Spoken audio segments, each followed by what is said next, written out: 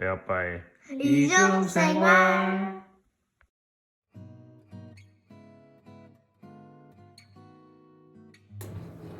안녕하세요. 애아빠의 이중생활입니다. 미시간에 겨울이 오고 있습니다. Winter's coming. 그래서 차고를 청소합니다. 추워지면 차도 추워지고 차에 눈 쌓이고 얼면 바로 사용할 수 없는 사태가 벌어지고 그러면 약속에 늦게 되고 신뢰가 떨어지고 사람들이 날 싫어하게 되고 난 고립되고 슬프고 살아가기 힘들어. 그래서 차 2대를 모두 차고에 넣고자 합니다. 채우려면 비워야 합니다. 그래서 차고를 비우는 작업을 시작했습니다. 차고는 차고로만 쓰이진 않습니다. 목공소가 되기도 하고 때로는 놀이터가 되기도 합니다. 또 부부싸움 하다 쫓겨나면 피난처로 사용돼. 처음에 이사 왔을 때는 나무로 만드는 일이 재밌어서 이런저런 공구를 사고 했습니다. 아직도 테이블소와 여러 종류의 전기톱들이 차고에 있습니다. 하지만 재미는 있는데 재주가 없구나 하는 깨달음과 함께 지금은 나무 만드는 작업을 접었습니다. 사실 차고 정리하면서 가장 1순위로 치워야 했던 것이 제가 만들었던 그 패티오용 테이블과 의자들이었습니다. 뜨거운 햇빛과 겨울의 추위를 견딜 정도로 견고하게 만들었어야 했는데 그러지 못해서 나무가 썩고 더 이상 쓸 수가 없어서 분해해서 버렸습니다. 지금 생각해보면 저거 만들 재료비와 공구비로 더 견고한 완성품을 살 수도 있었는데 경험은 남았으니까 괜찮습니다. 여러 가지 상상을 하곤 했습니다. 차를 드라이브웨이로 빼내고 연탄구이집 분위기를 만들면 어떨까?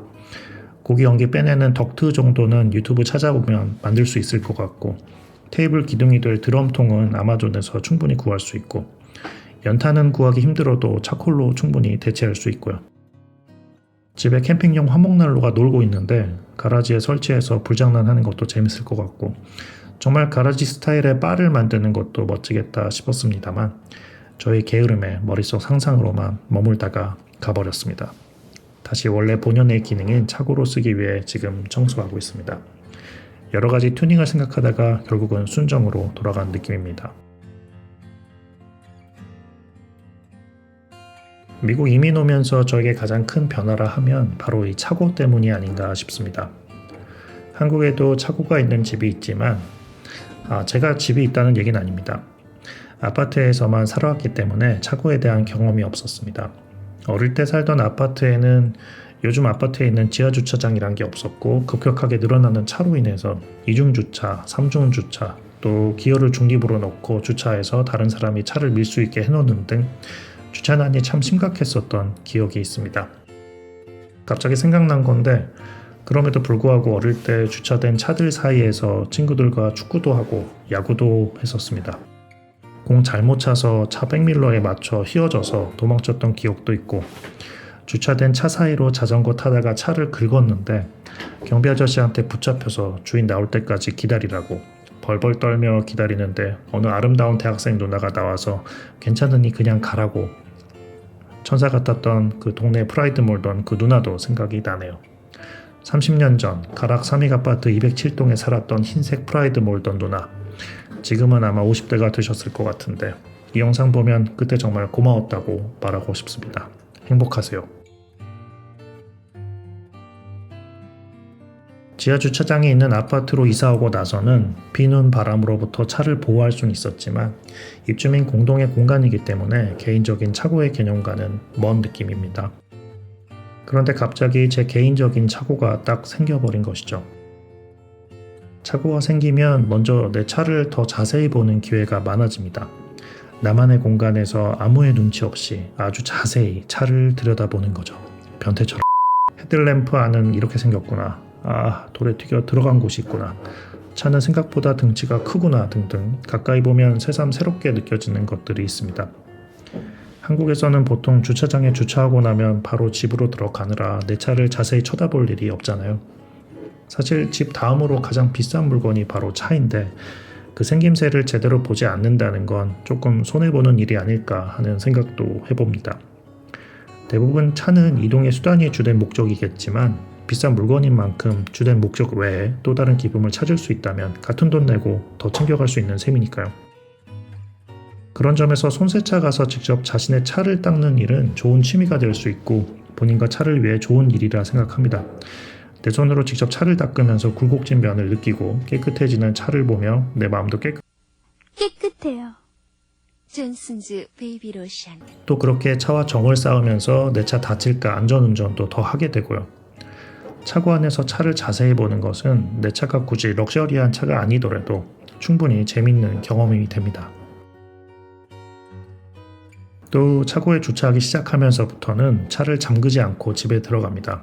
차고 문만 닫으면 되니까요. 그게 뭐라고 할 수도 있는데 삶에서 해야 했던 스텝 하나를 줄이게 되는 거죠. 아니 2개 스텝을 줄이는 겁니다. 타러 갈 때도 차 문이 잠겨져 있지 않으니까요. 어디 나갈 때면 애들이 먼저 알아서 차 안에 들어가 있기도 하고요. 차고는 저의 책상처럼 금방 지저분해지는 것 같습니다.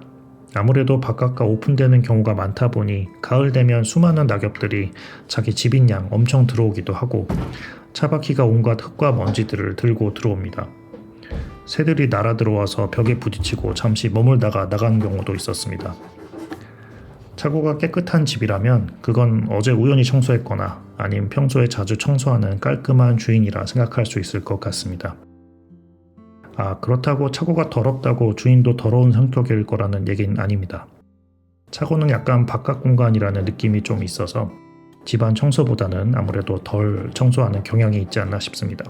어쨌든 오랜만에 차고 청소를 하며 비워져가는 차고를 보니까 기분은 좋네요. 마지막으로 쓰레기통들을 어디에 놓을까 고민을 합니다. 차 2대가 들어오면서 공간이 좁아져서 새로운 위치를 찾아야 했는데 우선은 임시로 그 속에 놓습니다. 저희 집 옆쪽으로 통하는 문이 하나 더 있는데 그 문 근처로 나중에 옮기자란 계획을 세우고 모든 청소를 마무리했습니다. 금방 끝날 줄 알았는데 이틀에 걸쳐서 청소했습니다. 여러분 다가오는 겨울 준비 잘 하시고 추운데 몸조리도 잘 하시고요. 끝까지 시청해 주셔서 고맙습니다. 안녕히 계세요. 구독해 주시고 좋아요 눌러 주시고 격려해 주시고 보태 주시고 밀어 주시고 근심해 주시고 염려해 주시고 성원해 주시고 후원해 주시고 걱정해 주시고 사랑해 주시고 은혜를 내려 주시고 신경 써 주시고 배려해 주시고 웃어 주시고 여기 추천 영상까지 봐 주시면 감사합니다. 안녕히 계세요.